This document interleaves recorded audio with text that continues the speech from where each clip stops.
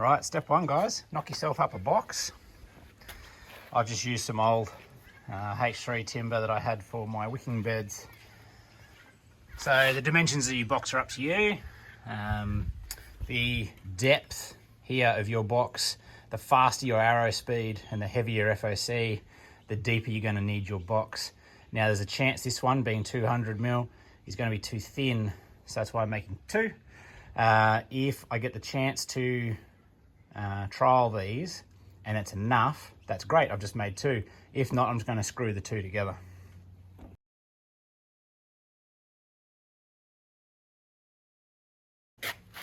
Step two, drill some holes and throw in a little handle. Do whatever you want for the handle. You can braid it, you can plait it, put a piece of plastic on it, whatever, but just once it's a bit heavy full of stuff, you'll appreciate having a handle to cart it around the yard.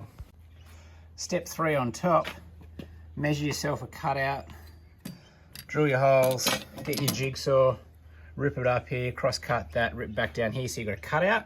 Keep the insert, because that's what's going to press down at the end, but that's going to how you fill the inside of the target.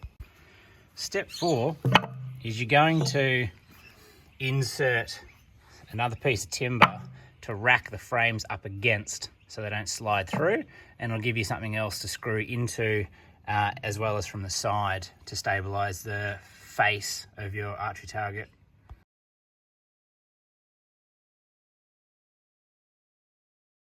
Step five, with whatever timber you can, I've just ripped these off a leftover piece of the H3. That's why they're a bit rough cut, but they don't have to be perfect.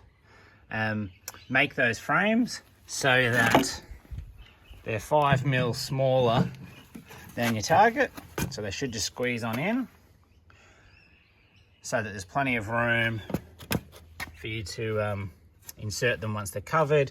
You've got this attached so that you can screw into that.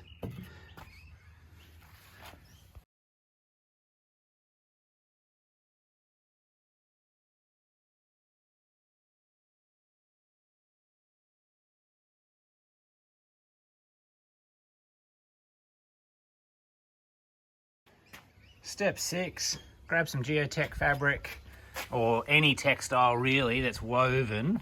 This is the shade cloth from the top of the kids' trampoline they never use.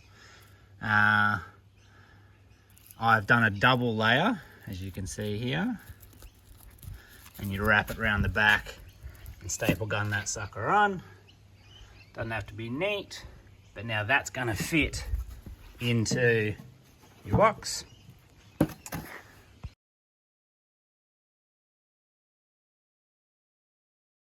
Step seven, my brother and I have decided to use condensed recycled plastic film or anything similar, as opposed to old rags, old towels and the likes, just because we live in subtropics. It rains a whole ton and we don't want to put the capacity of a roof over it to protect it or drag it in and out to stop it getting wet.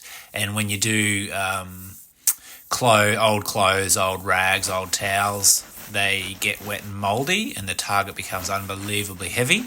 Amazing at stopping arrows, but we found the mould problem previously was not worth it.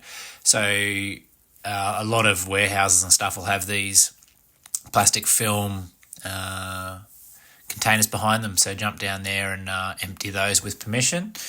And you'll need a lot more than you expect. Here's one little loot that I got. That's the back of a Hilux dual cab.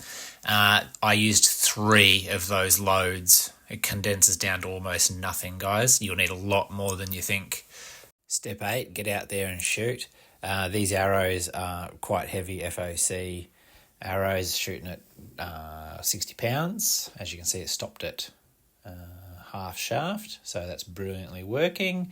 And then the really cool thing is you can draw up whatever target you want, or have your kids draw them, as in my case, and you can tack them to the front. You can spray paint targets, you can put masking tape, dots, you can do whatever you want, because now you've got a really large size dense target to spread out your shots everywhere so you don't be breaking arrows.